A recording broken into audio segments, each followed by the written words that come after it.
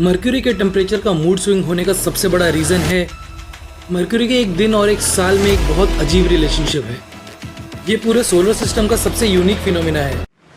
Hello friends, welcome to Abstract. आज आप जा रहे हो एक ऐसी जर्नी पर जो पूरे सोलर सिस्टम को एक सिनेमैटिक सीरीज बना देगी। ये हमारे 9 एपिसोड मेगा स्पेस सीरीज का एपिसोड 2 है, मर्क्यूरी द आयरन डीमन। और बिलीव मी, जो फैक्ट आप आज सुनोगे, आप स्पेस को एक नए नजरिए से देखोगे। तो चलो शुरू करते हैं। फैक्ट नंबर 1, मर्क्यूरी का एक्सट्रीम मूड स्विंग। मर्क्यूरी पर जब दिन होता है तो वहाँ का टेम्परेचर 430 डिग्री सेल्सियस तक पहुंच जाता है और जब रात होता है तो -180 डिग्री सेल्सियस। मगर ऐसा क्यों होता है? मर्क्यूरी के सरफेस पे इतना बड़ा टेम्परेचर स्विंग होने का सबसे बड़ा रीजन है नो एटमॉस्फेयर।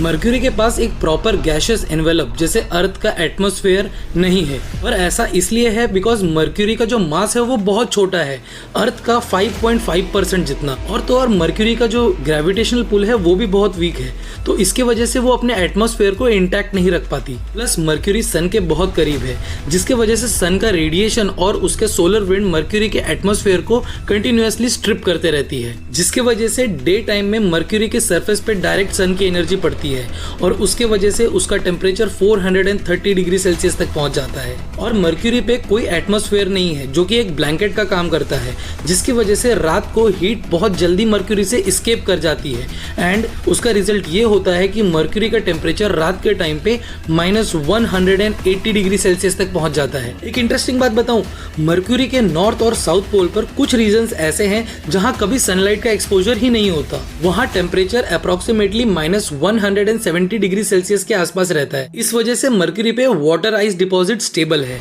नासा के मैसेंजर मिशन ने रेडार रिफ्लेक्शन के जरिए ये कंफर्म भी किया है। फैक्ट नंबर 2, सन लुक्स 3 टाइम बिगर।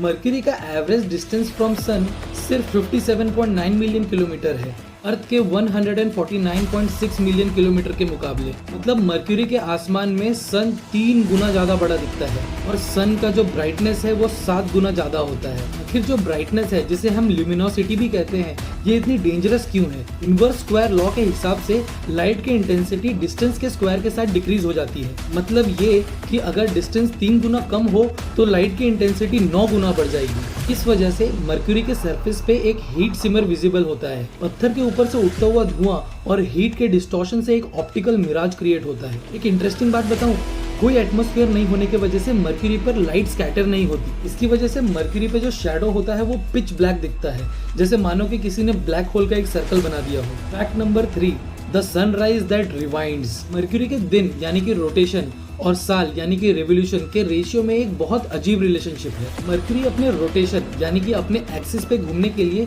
59 अर्थ डेज लेता है और मर्क्यूरी का रेवोल्यूशन यानी कि सन के अराउंड घूमने में वो 88 अर्थ डेज लेता है। ये 3:2 स्पिन ऑर्बिट रेजोनेंस कहलाता है। मतलब मर्क्यूरी जब 2 रोटेशन पूरा करता है वो सन के अराउंड 3 बार घूम चुका होता है। इस अनयूजुअल कॉम्बो की वजह से मर्क्यूरी पर कुछ जगह पर आप सन को उगते हुए, फिर रुकते हुए, फिर वापस डूबते हुए और फिर दोबारा उगते हुए देख सकते हो। आइए इसके पीछे का साइंस समझते हैं। मर्क्यूरी के ऑर्बिट में जब वो अपने प्रीहिलियन यानी सन के सबसे करीबी पॉइंट पर होता है, तब उसकी ऑर्बिटल स्पीड जो है वो टेम्परेरीली उसके रोटेशनल स्पीड से ज्यादा हो जाती है। इस मोमेंट में सन मर्क्यूरी के स्काई में रिवर्स मोशन में दिखाई देता है और जैसे ही मर्क्यूरी थोड़ा दूर चला जाता है उसकी ऑर्बिटल स्पीड फिर से स्लो हो जाती है, तो सन फिर से फॉरवर्ड मोशन में आ जाता है।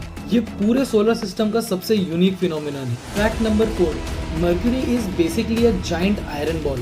मर्क्यूरी के मास का अप्रोक्सीमेटली 70% आयरन और निकल से बना हुआ है और उसका कोर रेडियस 2000 किलोमीटर से ज्यादा है, जो प्लैनेट के रेडियस का approximately 85%। Why so much metal on this planet? Scientist के 2 मेजर थियरीज हैं। Number 1, giant impact theory. Early solar system में एक मैसिव कोलिजन हुआ होगा जिसमें मर्क्यूरी का outer silicate crust blow of हो गया और बचा सिर्फ मर्क्यूरी का मेटालिक कोर, जो कि आज उसका 85% हिस्सा है। Theory 2, solar nebula stripping. Sun के पास होने की वजह से पावरफुल सोलर विंड ने मर्क्यूरी के लाइटर लेयर को जैसे कि सिलिकेट को ब्लो ऑफ कर दिया और बच गया हैवी और डेंस मटेरियल जैसे कि आयरन और निकल। और इसकी वजह से मर्क्यूरी एक छोटा सा कैनन बॉल प्लैनेट बन गया। और हाँ, मैसेंजर मिशन के डेटा ने यह रिवील किया है कि मर्क्यूरी का आउटर लेयर अभी भी पार्शियली मोल्टन है। इस मोल्टन मोशन की वजह से मर्क्यूरी एक वीक मैग्नेटिक फील्ड जनरेट करता है अर्थ के मैग्नेटिक फील्ड का अप्रोक्सीमेटली 1%। गाइस आई होप आप लोगों को ये वीडियो देखने में मजा आ रहा है।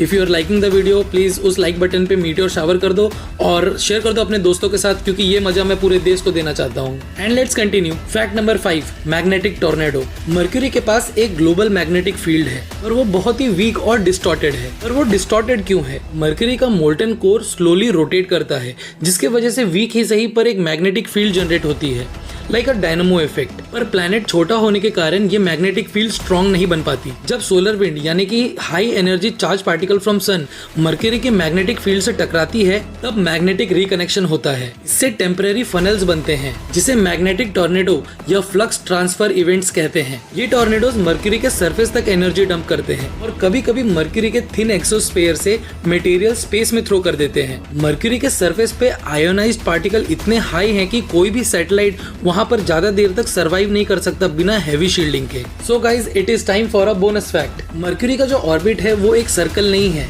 वो एलिप्टिकल है, यानी कि अंडे के आकार का। और हर रिवोल्यूशन के साथ मर्क्यूरी का प्री हीलियन पॉइंट यानी कि क्लोजेस्ट पॉइंट टू द सन हल्का सा शिफ्ट हो जाता है। इस प्रोसेस को प्री हीलियन प्रिसीजन कहते हैं। न्यूटोनियन फिजिक्स के वजह से इस प्रिसीजन का ऑलमोस्ट पूरा एक्सप्लेनेशन मिल गया था, पर थोड़ा डिफरेंस यानी कि 43 आर्क सेकेंड पर सेंचुरी अनअकाउंटेड था। फिर आए हमारे आइंस्टीन सर। उन्होंने अपने जनरल थियरी ऑफ रिलेटिविटी में ये बताया कि सन की इमेंस ग्रेविटी की वजह से उसके पास स्पेस टाइम थोड़ा कर्व हो जाता है। मर्क्यूरी जो सन के इतना करीब है, वो सन के स्पेस टाइम कार्वेचर के अंदर मूव करता है। इस कार्वेचर के इफेक्ट से मर्क्यूरी का ऑर्बिट हर रोटेशन के साथ स्लाइटली रोटेट करता है। और जब आइंस्टाइन के कैलकुलेशन मर्क्यूरी के ऑब्जर्वेशन से परफेक्टली मैच हुए, that was the first proof of theory of general relativity. ये था हमारा कॉस्मिक मेटल बॉल मर्क्यूरी। अगर आपको ये एपिसोड पसंद आया तो अगला एपिसोड मिस मत करना, क्योंकि हम जाने वाले हैं वीनस पर, हमारे अर्थ का इविल ट्विन। टेम्परेचर इतना गर्म कि लेड भी मेल्ट हो जाए। तो जुड़ जाओ मेरे साथ इस स्पेस एक्सपीडिशन पे।